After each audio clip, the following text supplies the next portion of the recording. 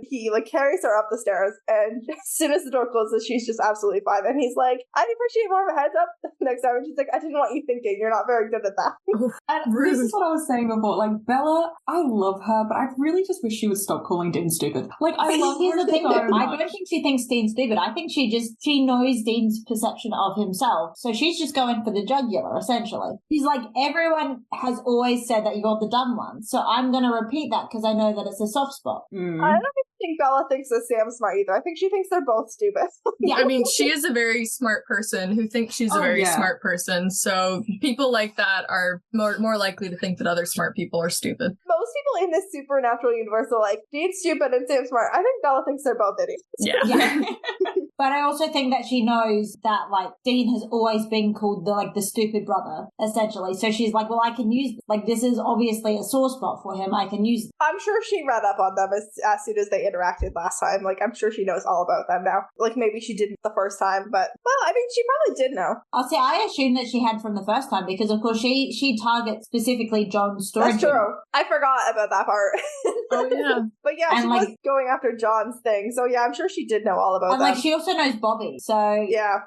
Dean's only response is just screw you. Like, he doesn't even try to think of a better response. He's just like, he's busy. He's got things to do. She sends Dean off to go break into the locked glass case with an alarm while Sam's getting groped by Gert, who is it's just all kinds of uncomfortable, and like she's kind of drunk. It is. But I had something about Bella. Can't think he's that stupid though, because she put him in charge of breaking into the case. That's because she didn't want to get caught. Yeah, she didn't want to get like caught. If someone's going to get caught, she's going to make it one of the boys, isn't she? She's not going to get herself caught. And that's very Bella of her. But like, you can be generally stupid and also be good at something like specific, like breaking into. Like she thinks they're idiots, but she also thinks they're competent enough to help her. My next note, sorry, I started laughing because my next note just says gross hand, so gross, ew. Nasty. I assumed that was about, and that was because we actually saw the hand. It is really gross. We should not cut people's body parts off and keep them in a glass case for 100 years. It's just disgusting. Bella is like snooping through this room, and the guard comes knocking on the door. So Bella fakes that they're like having sex, which is fine until Dean's coming up the stairs and walks into the guard, and like he thanks her for looking after his wife, and the guard's like, "Oh, she's being looked after, all right." This is another one of them. Like, I'm getting paid minimum wage. Like, this is like I am not. I'm not getting in the middle of this. The fact that this man does not stick around to watch this drama unfold is the least realistic thing about the show, and I'm absolutely including everything about the ghosts and the vampires and everything else that exists in the surrounding. The fact this man doesn't stay to eavesdrop on this blowout fight. I would have run away. Unbelievable. They killed each other. I didn't want to be liable. But also the thing is, if he'd stayed to like eavesdrop on the blowout fight, everything would be blown. Yeah, it wouldn't work. But this man is too good at minding his own business for someone who's supposed to be like making sure things are good. Yeah. Bella has already tied herself up. Like she looked real messy for the pretending to have sex, and she's like completely back to like she looks great, 10 out of 10. And she's like, "Can I hold the hand of glory?" And Dean's like, "No, you cannot hold it." Can I hold the hand? Can I hold your hand? I just want to say though, also about this scene, like she smears her makeup and stuff for like the guard when she's pretending to be fucking Dean essentially. But then like when Dean's back in the room, like suddenly her makeup's perfect again. Perfect. She had a touch-up kit ready to go.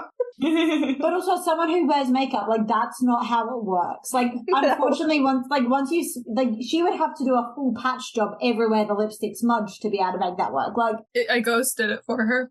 Okay. She brought her Ouija board. I'm gonna chalk this one up to the hair and makeup people on this show.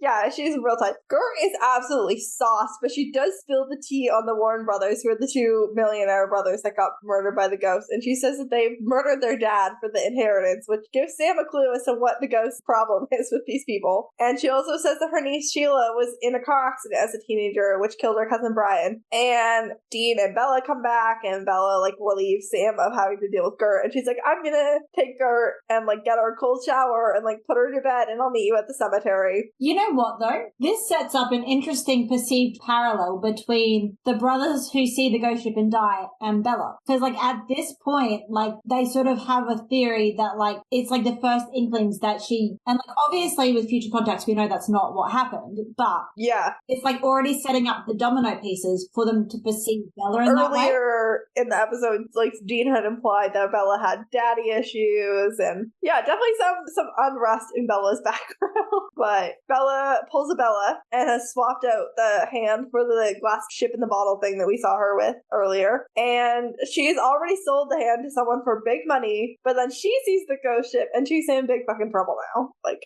because she's an icon. Sam and Dean are back squatting at the house, and Dean's like ranting about how Bela got another one over on them, and Sam says, you, because he would like to be excluded from this narrative. Quite genuinely. And I'm also like, Sam, this is you yet again being a fucking smartass. You're looking to get shot, babe. He's already been shot by Bela. Yeah. Bela comes knocking and begging for help because she can't get the hand back because she like sent it overseas, and Sam's like, you look like you've seen a ghost, and she has. Which, considering the time of day, I want to know how she got like shipping happening that quick. Like, because if you want to ship a parcel like that, especially carrying human remains, like it's not just like a postcard, like you can't just like drop it in a letterbox. It was a very like plot convenient, speedy service. She probably has some private transportation service that she uses, like something real expensive. Bella's super rich, and rich people can just get shit done. They can get illegal stuff done. Dean is appalled because the ghost ship appears to kill people who have killed a family member, which Sam says is very Cain and Abel. The captain of the ship was the brother of the hanged sailor, and Dean's like, did you kill your daddy or maybe a little sister? And I do hate this interaction. Yeah, this just is not the right time to be making fun of her. Yeah, and then he's like, bye, have a nice life, by which he means a quick and painful death. Like, she's going to die. And then Bella just like suddenly stops talking to Dean, and she starts, like, she pivots and she like only talks to Sam because, you know, Sam's supposed to be the nice one sometimes. Sam is really cold, but he does reach like a mid whisper. Like, he's not quite in the whisper, but he's like almost there. And he's like, what did you do? And she won't tell them. She's like, fine, I'll deal with it myself. But Sam does take pity and like agree to help her, which is nice of him. I'm glad. With ghost family therapy.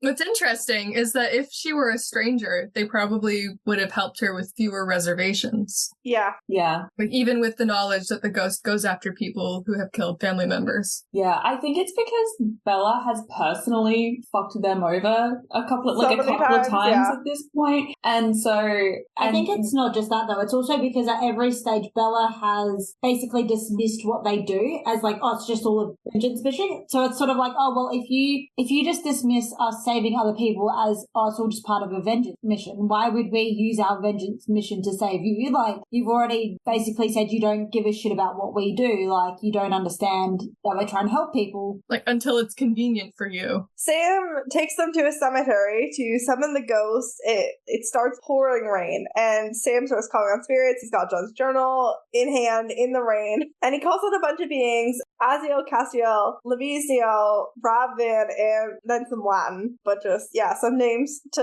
look for there. One of these things is not like the others. The storm gets worse. The ghost throws Dean way too high in the air, and like, Dean should definitely be dead when he lands. Some broken bones should have occurred. Bella starts coughing up water. Sam just like keeps reading. Dean crawls back over to Bella and like holds her while she's still choking up water, which I thought was nice of him. As soon as Sam stops reading, the storm clears and the ghost brothers both appear and they collide into one another, and it's like watery, like, I don't know. It reminded me of the pilot when Constance was like forced to face her children. Like, they just kind of like become water and like splash away. But Bella's fine. They're back at the house and packing up, and Bella comes. This time she doesn't even bother knocking. Like, she did knock the previous 2 times that she called on them at their haunted house mansion, but like this time she just opens the door. It's not locked. And Sam looks really good in his little sweater, and Bella is like, here's $10,000 so I don't have to say thank you. You know what? I'll take it. Dean says that's so damaged, and she's like, takes one to know one, and he can't rebuke that, so she leaves. Yeah, look, she's Sam's right. like, I really don't like her, but you gotta admit, she's got a style, and she sticks with it. Oh yeah. And Sam's like, we don't know where this money came from. We don't know what it came, like how she got it. And Dean's like, I know where it's going. He wants to go to Atlantic City because, again, he still wants to set Sam up financially. Although I think 10 grand would do them for a while. 10 grand's probably more money than they've ever had in their entire lives. Yeah. More money than No, I've I think ever that's had. untrue. I reckon they would have had 10 grand in their college funds before John spent it on bullets. And I don't think they would have I don't think they would have got that much. I Yeah, think they were would've. very young when he spent everything? Because I think I have a feeling that we did the maths on it, and it wasn't more than like maybe $2 grand max. Because John tells us exactly how much he put away. Yeah, I did the math too, and it was a few grand, but like I feel like as soon as Mary died, he stopped putting money in there, so yeah, it stopped growing. Okay, a thought just hit me. Do we think that Sam has... No, he was a scholarship student. That's a stupid fucking question. That's all right. I was going to be like, do we think that fucking Sam has student loans? Student loans. Okay, I asked this because I was like, hey, like Sam got a full ride or whatever, but like he still had to eat and stuff. And I'm like, did he have a job? Does he have student loans? Sam doesn't have a permanent address until he goes to California. But yeah, I don't know. I feel like Sam Winchester at least had a student loan, like of some kind, of some description. Yeah, and he's also not legally dead at this point. Like Dean at this point is legally dead, but Sam is not. Like Sam has been actually dead. Yeah, but he's Sam not is legally actually dead, but he's not legally dead. Dean might be unlegally dead. I feel like they might have unclear on what Dean's legally dead status currently is. He was legally dead because he was legally dead as of Skin. It's really whether they've been like they've worked it out at this point or not yet. The FBI has started looking for them again as of last season. So yeah, if he was legally dead, they wouldn't be looking for him. I guess they're like, we dug up the body and it was definitely him. However, he's also right there, so I guess we're gonna keep looking for him. I think they're working on like evil twin logic or something. Like maybe Dean Winchester had a secret like twin who's just as evil as he is. Like, okay, it's fine. Cloning exists. Dean then says that he understands why Sam went after the Crossroads demon, because we're back to this. We've got to, get back to where we started. And he sees why circle. Sam's not upset. allowed to move forward at all. But he's like, you're going to be okay and you'll get over it. And I'm sorry that I'm putting you in this position. And there are no people in the Supernatural universe who know Sam better than Dean. But I think Dean's delusional for saying this. I agree. It's been less than 2 years since Jessica died. And when that happened, Sam threw away his life's ambition, dropped into college, and went on a suicide mission. And the only reason he's literally alive right now is because Dean kept him alive. And then when he failed to keep Sam alive, he literally sold his soul to bring him back. Like, Dean thinking that Sam's going to be okay is just like wishful thinking. He's not going to be okay. No, he's honestly, Sam's just like generally emotionally unstable too. Yeah. Even with all of that. Yeah, I love Sam, but I honestly think that Dean is saying that for his own benefit. Yeah, absolutely. Like, he needs to feel that Sam is going to be okay, so he's going to tell Sam he's going to be okay. But he's not doing it for Sam's sake, he's doing it for his own sake. Dean never ever apologizes for literally anything, so it should be a big deal he says the words, I'm sorry. But Sam doesn't want an apology from Dean. He says, screw you, I want you to worry about yourself and care that you're dying and try not to die. And Dean's like, I'm touch that. Let's go gamble away this 10 grand. And then the episode ends. Like, that is literally it. Like, it's like, not gonna talk about that right now. Bye.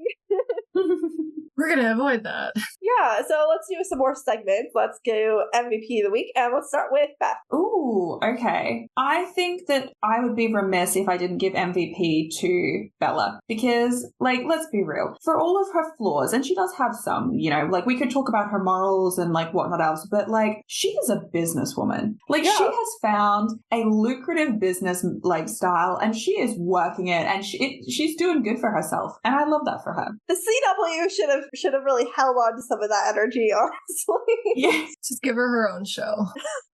Jamie, how about you? I think MVP this week should go to the other ghost brother. So, like, you've got the ghost, and then you've got because ultimately, at the end of the day, he's the reason why the ghost moves on. Because, like, he tries to apologize. They can't really talk to their feelings, but, like, he gets ghost murdered by his brother, I guess. But in the process, also ghost murders the ghost that's killing people. I mean, he's also the reason that the ghost is so mad in the first place. But yeah, but I'm sure he had fixed it. Why?